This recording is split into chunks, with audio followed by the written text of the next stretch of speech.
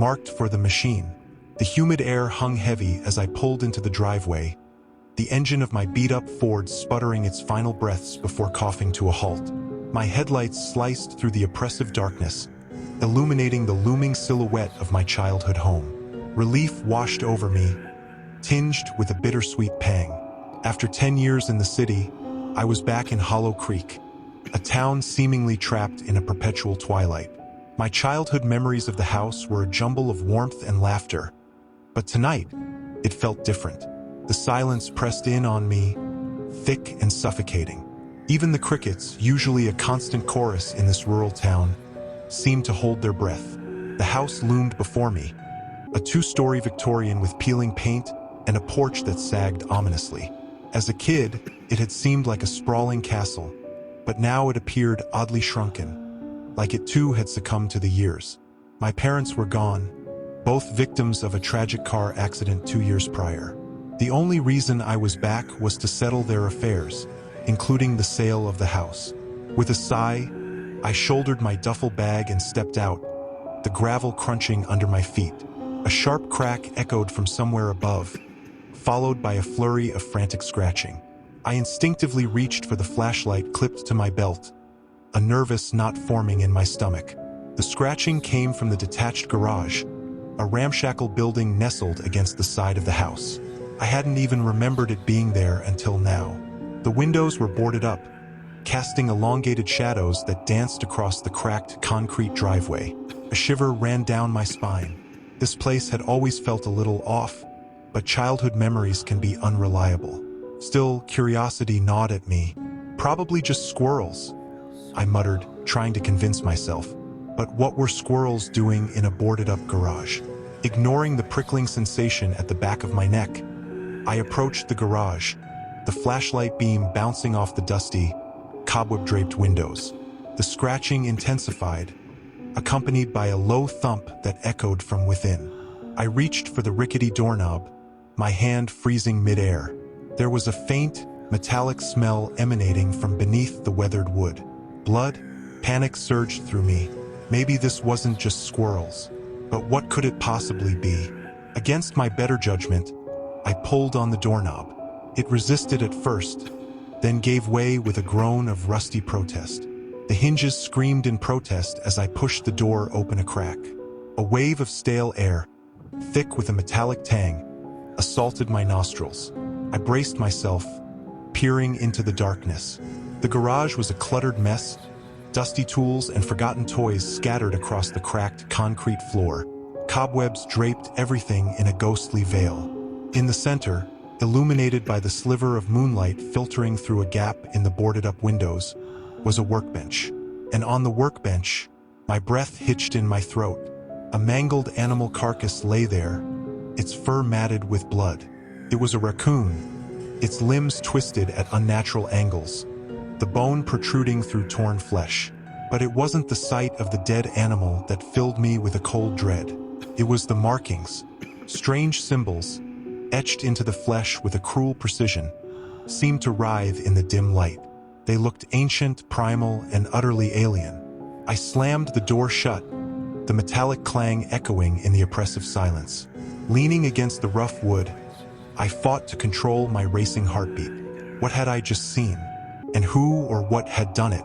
Terror gnawed at me, but a stubborn streak of defiance ran just as deep. This was my childhood home, and I wasn't going to let some weird symbols and a dead raccoon scare me away. The next morning, I ventured into town, determined to find some answers. Hollow Creek hadn't changed much. The same boarded-up shops lined the dusty main street, and the same gossipy group of old women still perched themselves on rocking chairs on their porches, their beady eyes following my every move.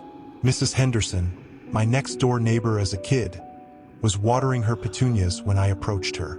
Her once vibrant blue eyes were now dulled with age, but a spark of recognition ignited when I introduced myself. "David? My goodness, you've grown into a fine young man," she rasped, her voice like dry leaves rustling in the breeze. "What brings you back to Hollow Creek?" I explained about my parents and the house, watching her face for any sign of reaction. Her hand, clutching the watering can, tightened noticeably. "The house?" she repeated, her voice barely a whisper. "Yes, that's a real shame.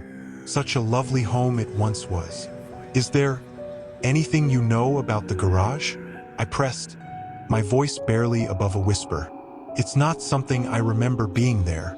Mrs. Henderson's grip on the watering can seem to turn white-knuckled.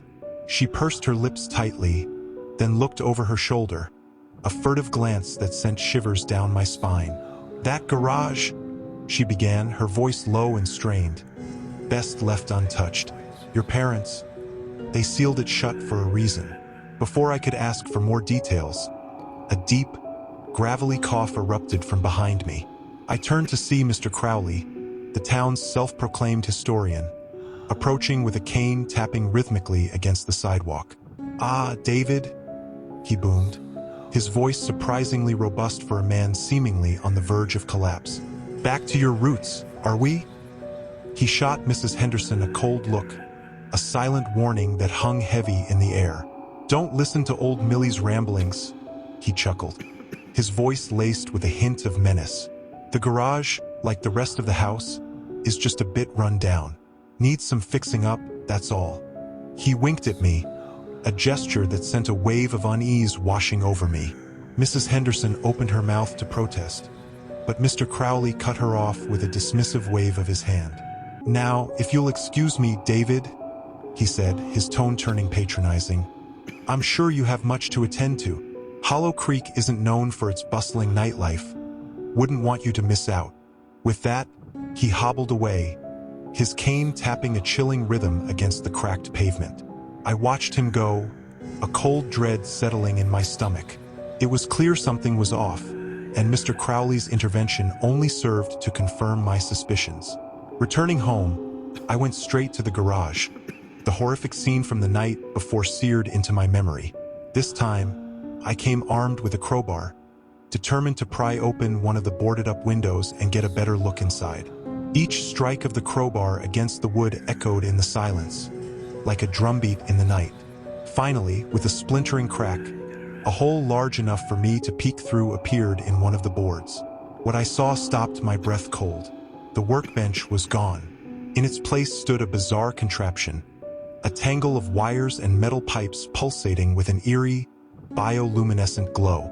Strange symbols, similar to the ones carved into the raccoon's flesh, were etched onto the metal surface. A metallic whirring filled the air, causing the hairs on the back of my neck to stand on end. The garage seemed to crackle with an unseen energy, a malevolent presence that threatened to overwhelm me. Panic clawed at my throat. I stumbled back, the crowbar clattering to the driveway. My heart hammered against my ribs as I scrambled to my feet and retreated back to the house, slamming the door shut behind me with a sickening thud. Sleep eluded me that night. The image of the pulsating machine in the garage and the strange symbols haunted my dreams.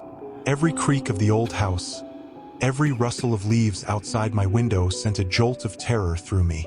By morning, I was a wreck, my eyes rimmed with red, my nerves frayed to the bone. But I knew I couldn't just stay there, paralyzed by fear. I had to find answers. I decided to pay a visit to the town library, a dusty haven of forgotten lore. Maybe, just maybe, there would be something in the archives, a clue to what was happening in that garage. The librarian, a stern woman with spectacles perched on the tip of her nose, seemed surprised to see me. Few people ventured into the library anymore, preferring the fleeting entertainment of the internet. I explained my predicament, my voice trembling slightly. She listened patiently, her brow furrowing in concentration. "The garage," she muttered, tapping a finger against her lips. "There's a very little information about it. Most of the town records from that time period are incomplete." Intrigued, I leaned forward. "Incomplete? Why?" She hesitated for a moment, then leaned in whispers, she said, her voice barely a whisper. "Whispers of a meteor shower that struck Hollow Creek decades ago. They say it wasn't just rocks that fell from the sky. Something else came with it. Something unnatural." My blood ran cold. "What happened to it?" "They sealed it away," she replied, her voice a chilling rasp. "Your parents, along with Mr. Crowley and a few others. They built the garage over the crash site, a prison for whatever horror fell from the stars. A horrifying realization dawned on me. The machine, the symbols, they weren't human in origin. Whatever was trapped in the garage was waking up. Terror propelled me home. I had to get out of there, warn someone, anyone. But as I reached the edge of town, a strange, otherworldly light filled the sky. It pulsed and shifted, casting long, distorted shadows across the land. Looking back, I saw it. A sickly green glow emanating from behind the boarded-up windows of the garage. The machine was working. Panic surged through me. I turned and ran, my lungs burning, my legs screaming in protest. But it was too late. A guttural shriek, unlike anything I'd ever heard, ripped through the night. The ground trembled as something massive slammed against the garage door. The wood splintered, sending debris flying. I dared not look back. I just ran, tears streaming down my face. The next morning, the sky was clear. The unnatural glow vanished. But Hollow Creek was different. An oppressive silence hung heavy in the air. The houses seemed vacant, the doors hanging open like empty shells. As I cautiously approached my childhood home, a wave of nausea washed over me. The garage door was gone, ripped from its hinges and flung aside like a rag doll. The machine was silent, but the workbench was splattered with something dark and viscous. A single, chilling symbol was etched into the concrete floor, the same one from the raccoon and the machine. There was no sign of life in Hollow Creek. No bodies, no screams, just an eerie stillness that spoke of a horror beyond comprehension. I turned and fled. The image of the symbol burned into my memory. I haven't stopped running since. I travel from town to town, haunted by the memories of Hollow Creek and the promise of what's to come. The whispers say the creatures from beyond are spreading, drawn by the machine's signal. I carry this story with me, a warning to anyone who will listen.